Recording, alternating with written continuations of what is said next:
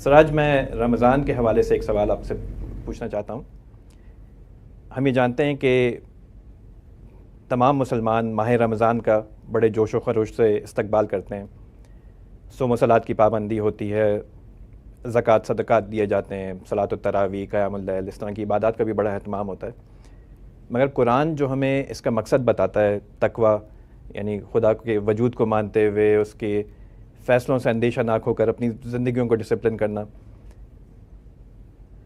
وہ ہمیں انفرادی سطح پر بھی اور اجتماعی سطح پر بھی وہ جو اس کا مقصد ہے وہ اس میں ہمیں کامیابی اتنی حاصل ہوتی نظر نہیں آتی۔ میں آپ سے یہ پوچھنا چاہتا ہوں کہ آپ کی رائے میں اس کی کیا وجہ ہے، اور ہم اپنے رویوں میں کیا تبدیلیاں لا سکتے ہیں کہ یہ جو مقصد ہے اس کو حاصل کرنے میں کسی نہ کسی درجے میں ہمیں کامیابی ہو۔ اس میں عام لوگوں کا زیادہ قصور نہیں ہے۔ دین جس طریقے سے پیش کیا جاتا ہے اس سے یہ مسئلہ پیدا ہوا ہے۔ دین ظاہر والدین سکھائیں سمجھائیں گے، اس کے بعد آدمی کسی سے کچھ پڑھے گا تو استاد کی حیثیت سے دین بھی سیکھے گا۔ پھر ہمارے ہاں مساجد ہیں جن میں ائمہ خطبے دیتے ہیں، تقریریں کرتے ہیں، ان سے آدمی سیکھتا ہے۔ اگر ان سب جگہوں کا آپ جائزہ لیں تو ایک حکم نامے کے طور پر دین بیان ہوتا ہے۔ اس کا مقصد کیا ہے، وہ کیا چیز ہے جس کو اللہ تعالیٰ اپنے بندوں سے اصلاً چاہتے ہیں، دین کی غایت کیا مقرر کی گئی ہے۔ وہ قرآن مجید سے اگر آپ اس کو سمجھیں گے تو وہ یہ بتائے گا کہ وہ تزکیہ نفس ہے، یعنی یہ دین، اس کے احکام، اس کی ہدایات سب جس ہدف کو حاصل کرنے کے لیے دی گئی ہیں وہ پاکیزگی ہے، میرے پورے وجود کی پاکیزگی، بلکہ اس کو متعین کر دیا گیا ہے کہ وہ بدن میں بھی حاصل ہونی چاہیے، خور و نوش یعنی کھانے پینے میں بھی ملحوظ ہونی چاہیے، اور سب سے بڑھ کر وہ انسان کے اخلاق کی وجود میں حاصل ہونی چاہیے۔ اگر اس مقصد کو سامنے رکھ کر پھر آپ یہ بتائیں کہ یہ پاکیزگی ہے جس کی نشو و نما عبادات سے بھی مقصود ہے، اس لیے کہ عبادات اللہ تعالیٰ کے ساتھ بندے کو متعلق کرتی ہیں، اس کے ساتھ ہمارے تعلق کا علامتی اظہار ہے۔ علامتی اظہار کسی حقیقت کی یاد دہانی کے لیے ہوتا ہے۔ وہ حقیقت کیا ہے؟ وہ یہی ہے کہ ہم اس اندیشے کے ساتھ زندگی بسر کریں کہ خلوت اور جلوت میں ایک ہستی نگران ہے، اور میں جو کچھ کر رہا ہوں، لوگوں سے معاملہ کر رہا ہوں، کسی کا مال کھا رہا ہوں یا دے رہا ہوں، میاں بیوی کے روابط میں کوئی غلطی کر رہا ہوں، کسی کا حق مار رہا ہوں، کسی کا حق تلف کر رہا ہوں، تو یہ سب چیزیں مجھے جواب دہ ٹھہرا دیں گی۔ اگر یہ بات اس کو اچھی طرح مستحضر ہو اور بار بار توجہ دلائی جائے اور یہ سمجھایا جائے کہ عبادات کے بارے میں یہ تصور کہ اس سے یہ ثواب مل گیا، وہ ثواب مل گیا، یہ تو ضمنی چیز ہے، اللہ اجر دے گا اور بہت دے گا، لیکن اصل چیز یہ ہے کہ ہم اپنے آپ کو اس کی جنت میں داخل ہونے کے قابل بنائیں۔ اجر تو اس کے بعد کا مسئلہ ہوگا، تو وہ داخل ہونے کے قابل بننے کے لیے ضروری ہے کہ ہم اپنے نفوس کو پاکیزہ بنائیں۔ اللہ کی جنت پاکیزہ نفوس کے لیے ہے، اور وہ پاکیزگی سب سے بڑھ کر اخلاق میں مطلوب ہے۔ تو یہ بات اگر اس طرح سے بار بار بتائی جائے، بار بار توجہ دلائی جائے، تو توقع کی جا سکتی ہے کہ لوگوں میں اس کا شعور پیدا ہوگا، لیکن بہرحال توقع ہی کی جا سکتی ہے۔ بہت شکریہ سر، بہت ہی اعلیٰ طریقے سے آپ نے اس کو ایکسپلین کر دیا۔ ہمیں کیسے اپنے آپ کو بھی، اپنی اولاد کو بھی اور اپنے گھر کو ہم کیسے ٹریننگ لیں کہ ہم زیادہ سے زیادہ بینیفٹس حاصل کریں رمضان سے؟ رمضان کی حقیقت خود بھی سمجھیے اور اپنی اولاد کو بھی بتائیے۔ کوئی چیز بھی اس وقت تک انسان کے نفس پر اثر انداز نہیں ہوتی جب تک وہ اس کے شعور میں نہیں آ جاتی، یعنی وہ سمجھ لے پہلے کیا چیز ہے۔ تو رمضان کیا چیز ہے؟ قرآن مجید نے اس کو ایک لفظ میں بیان کر دیا ہے یا ایھا الذین آمنوا کتب علیکم الصیام کما کتب علی الذین من قبلکم لعلکم تتقون. یعنی اللہ تعالیٰ نے انسان کو دنیا میں جس امتحان میں ڈالا ہے اس میں خدا کے حوالے سے ایک پہلو یہ ہے کہ انسان خدا کی اطاعت کرے. خدا کہتا ہے جھوٹ نہ بولو، کہتا ہے بددیانتی نہ کرو، کہتا ہے حق تلفی نہ کرو، کہتا ہے کسی کی جان مال آبرو کے خلاف زیادتی نہ کرو، یہ کہتا ہے. تو ہمیں اس سے رکنا ہوتا ہے. خواہشات کہتی ہیں کہ اگر کچھ سمیٹ سکتے ہو تو سمیٹ لو، کسی کا مال کھا سکتے ہو تو کھا لو، کسی کو نقصان پہنچا سکتے ہو تو پہنچا دو. کبھی انتقام کا جذبہ، کبھی خواہش کا جذبہ، کبھی اقتدار کی خواہش، یہ جرائم پر اور گناہوں پر آمادہ کرتی ہے. تو اللہ تعالیٰ اس سے روکتے ہیں. اسلام کیا ہے؟ اعلیٰ ترین اخلاق پر زندگی بسر کرنا. تو اعلیٰ ترین اخلاق پر زندگی بسر کرنے کا کوئی ایک شعبہ نہیں ہے. یعنی آپ کو کاروبار میں بھی اس کو اختیار کرنا ہے، آپ کو سیاست میں بھی اس کو اختیار کرنا ہے، آپ کو معاشرت میں بھی اس کو اختیار کرنا ہے، گھر میں باہر ہر جگہ اعلیٰ ترین اخلاقی اصولوں پر زندگی بسر کرنی ہے.